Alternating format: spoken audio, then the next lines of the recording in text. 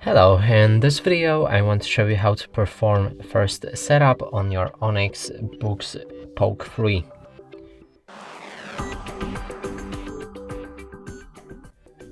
To do this, first thing we have is a language, so select the language you want to use on this device. In this case I'm going for English.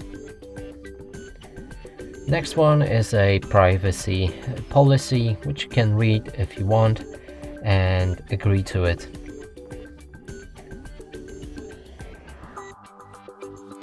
Now we need to set our time zone, so pick a different time zone. You can disable it if you want to use the manual options for that, and I'm just gonna go with default.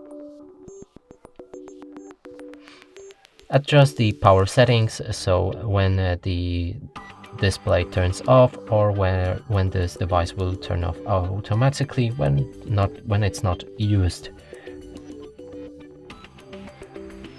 So now it's starting, and from here we can actually already start using this device. You can also go for settings and the accounts, and here log into your Onyx account to improve the synchronization and add some functions.